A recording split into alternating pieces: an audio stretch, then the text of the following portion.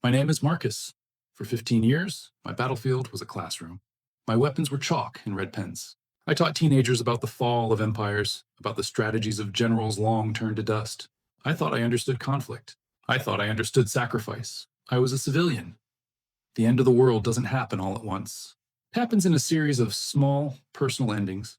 My end began with a text from my wife, Sarah. They're saying, "Don't go downtown. Something's wrong. Coming home early." That was the last message that ever went through. The networks died an hour later. The first week was chaos, pure, unadulterated panic. My apartment building became a frantic, terrified enclave of about 30 people. We were a microcosm of the old world: accountants, delivery drivers, students, retirees. We barricaded the doors and waited for the cavalry. We were civilians, waiting to be saved. The cavalry never came. What came was the horde, a mass of them, maybe 100 strong, drawn by the noise of a fist fight that broke out over the last bottle of whiskey. Our barricades wouldn't hold. Our only chance was a tactical retreat across the street to a sturdier, brick-faced office building. The plan was simple: run fast and quiet, in pairs. I was paired with Ben, my next-door neighbor, a software engineer, a good man who could debug a line of code but froze completely when faced with the raw, guttural reality of death. We were at the door, the moans deafening, the stench of decay thick in the air. I gave the signal. I went. Ben didn't. He was paralyzed, his eyes wide, locked on the shifting, grasping crowd of figures just 20 yards away. The civilian in him couldn't process the reality. He was waiting for someone to tell him it was a drill. I had a second, maybe two. I could see the fear was a contagion, starting to spread to the people behind us. To hesitate was to die. To try and save him was to condemn everyone else. I made my first command decision. I turned from Ben, grabbed the arm of Mrs. Gable, the 70-year-old librarian behind me, and yelled, not in anger, but with the cold, sharp clarity of a battlefield order. "Leave him! He's a casualty. Now move!" We ran. I didn't look back. I used the sound of his single, truncated scream, a sound that will haunt me until my own dying breath, to fuel my legs. In that moment, the history teacher named Marcus was killed in action. The soldier who replaced him learned the first and most brutal rule of this new war. Sentimentality is a bullet in the brain of the entire unit. The mission is all that matters.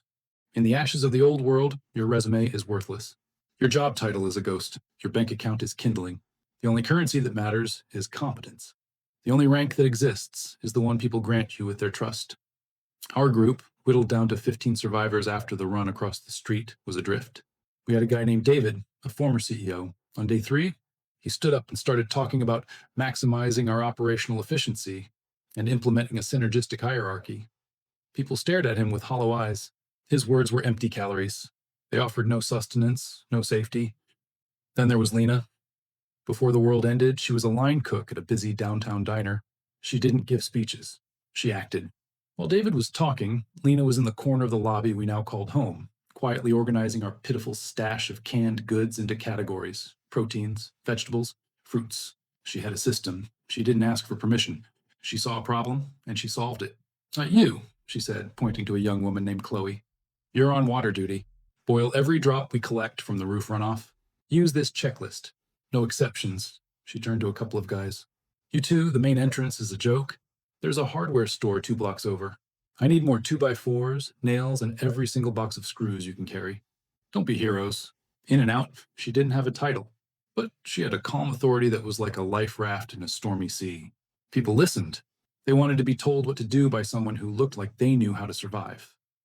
David, the CEO, initially bristled, but a day later, when Lena showed him how to take a length of steel pipe and a chef's knife from her old kitchen and fashion a silent, brutally effective close-quarters weapon, his resistance crumbled.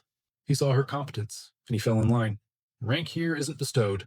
It's earned with every can of food you securely ration, with every smart watch rotation you create, with every clear-headed order that keeps people alive. Lena earned her stars, not in a boardroom, but in the wreckage of a diner and the chaos of a collapsing lobby. She's our general, and I, the former teacher, am her lieutenant. I'd follow her into any hell because I know she's the reason we're not already in it. A soldier is only as good as his supply line. In this war, logistics isn't about moving tanks and troops. It's about finding a single bottle of antibiotics. It's about knowing which rooftops connect so you can avoid the streets. It's about the weight of a single can of beans in your backpack. My role in our little army is scout and salvage lead. It turns out a history teacher's mind, trained to see patterns and understand terrain, is good for something after all. I lead small 2-person teams out into the corpse of the city. These foraging runs are our lifeline, and they are the most terrifying hours of my life. Every mission is a lesson in applied pressure. We don't go in loud. The crack of a gunshot is a dinner bell for every infected thing within a mile. My primary weapon is a crossbow I took from a shattered sporting goods store. It's silent. The bolts are reusable if you have the stomach to pull them from the skulls of the fallen. It forces discipline. You have one shot. You have to make it count. Our objectives are never vague. Find food is a suicide mission.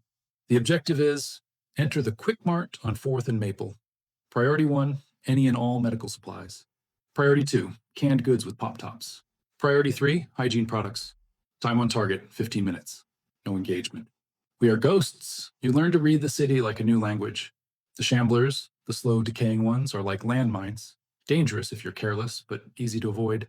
The runners, the freshly turned, are the real hunters. You learn their patterns. They're drawn to movement and sound, but their perception is a tunnel. You can use that. The real victories aren't dramatic firefights.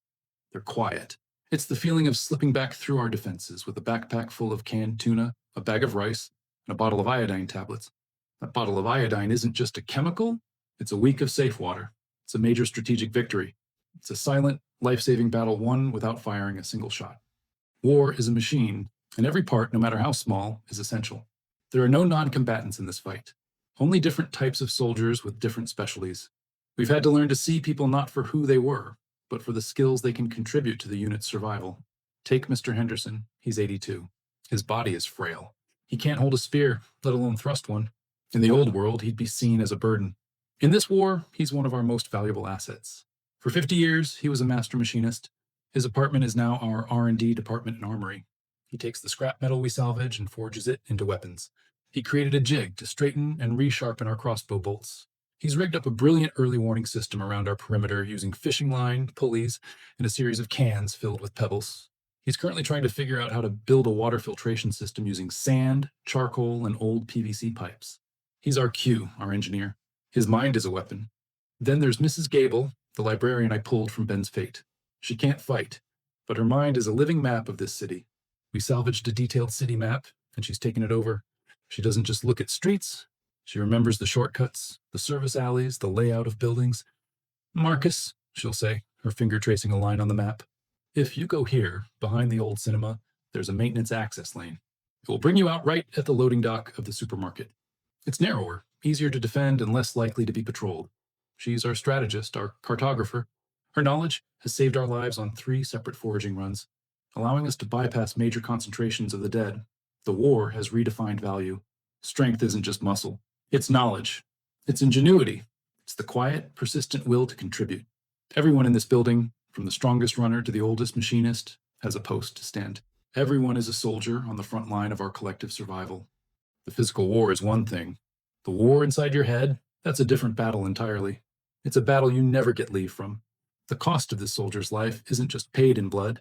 It's paid in memories, in silence, in the pieces of your soul you have to lock away to keep functioning. I was on the roof last night, the graveyard watch.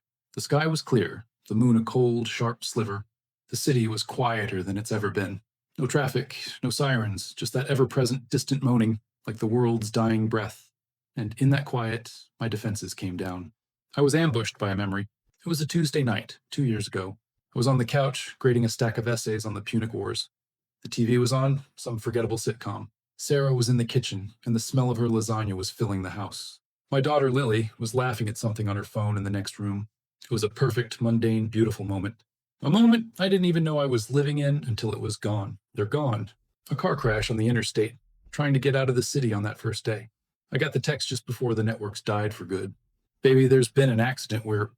And then nothing. Just static. I've had to build a fortress around that part of my mind. A soldier can't afford to feel that grief. It's a gap in your armor. It's a distraction that gets you and your buddies killed. I see the same haunted look in the others. Lena sometimes stops what she's doing, her hands still moving, her eyes focused on a point 1,000 yards away. David, the CEO, we can all hear him sometimes in the dead of night, crying in his sleep. Muffled, ashamed sobs. No one ever mentions it the next morning. We all understand we're all carrying our ghosts. They're the heaviest part of our gear. But you learn to shoulder the weight. You have to. Because to put it down, to really feel it, would be to lie down and let it crush you. And we're soldiers. We don't have that luxury. An army without rules is just a mob. And a mob dies. We have rules. Our rules of engagement.